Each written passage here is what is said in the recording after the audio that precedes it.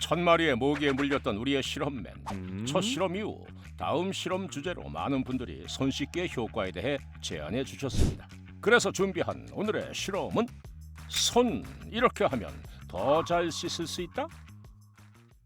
감염병 예방에 효과적이라고 알려진 손 씻기. 과연 어떻게 해야 손을 잘 씻을 수 있을까요? 오늘의 실험 방법을 소개합니다. 세균 역할을 할 형광 로션을 바른 뒤 서로 다른 방법으로 손을 씻고 손 씻기를 통해 세균이 얼마나 제거됐는지 확인합니다. 첫 번째, 비누를 사용했을 때와 물로만 씻었을 때. 두 번째, 15초간 씻었을 때와 30초간 씻었을 때. 세 번째, 올바른 손 씻기 6단계 실시 여부에 따른 차이. 마지막으로 비누로 손을 씻었을 때와 물티슈로 닦아냈을 때의 차이에 대해 비교해 보겠습니다. 첫 번째로 비누로 씻은 손과 물로만 씻어낸 손을 비교해 봤습니다. 왼쪽이 비누로 씻은 손이고 오른쪽이 물로만 씻어낸 손입니다. 비누를 묻혀 씻은 손에 세균 역할의 형광 로션이 훨씬 적게 남아있는 걸 알 수 있습니다. 생일 축하합니다. 생일 축하합니다. 두 번째, 손 씻는 시간에 대한 비교입니다.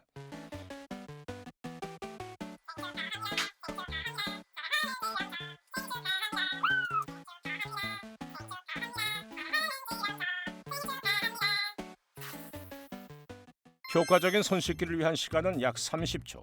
권장 시간인 30초간 씻었을 때와 그 절반인 15초간 씻었을 때 어떤 차이를 보일까요? 한눈에 봐도 30초 동안 씻은 손이 한결 더 깨끗한 걸 알 수 있습니다. 고생하셨습니다. 네, 알겠습니다. 조금만 쉬었다 가겠습니다.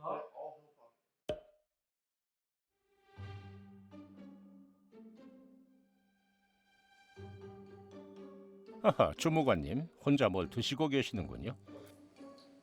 배고파가지고. 손은 씻고 드시는 거겠죠? 그래요? 우리의 실험맨 아직 손 씻기 습관이 덜 든 것 같습니다.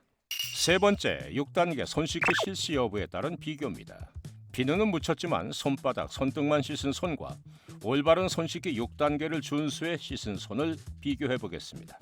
시청자 여러분도 6단계를 잘 보고 따라해 보시기 바랍니다. 우선 손바닥을 마주대고 문지르고 손등과 손바닥을 대고 문지릅니다. 그 다음 손깍지를 끼고 손가락 사이를 닦아주며 손가락을 마주잡아 비빕니다. 엄지손가락을 돌려주며 닦아주고 손톱 밑을 손바닥에 문지르면 손 씻기 끝. 두 손을 비교해 보겠습니다. 올바른 손 씻기 6단계를 모두 실시한 경우 구석구석 깨끗이 세균이 제거됐지만 대충 씻어낸 경우 손바닥과 손등은 세균이 잘 제거됐지만 손가락 사이와 손톱 끝은 아직 세균이 많이 남아 있습니다. 네 번째 실험입니다. 흐르는 물에 비누로 씻은 손과 물티슈로만 닦아낸 손에는 어떤 차이가 있을까요? 비누와 달리 물티슈로는 군데군데 로션이 남아있는 걸 확인할 수 있습니다. 마지막으로 많이들 궁금해하시는 손 소독제의 경우 비누와 비교했을 때 약간의 차이는 있었지만 세균 제거에 큰 효과가 있었습니다. 실험 종료!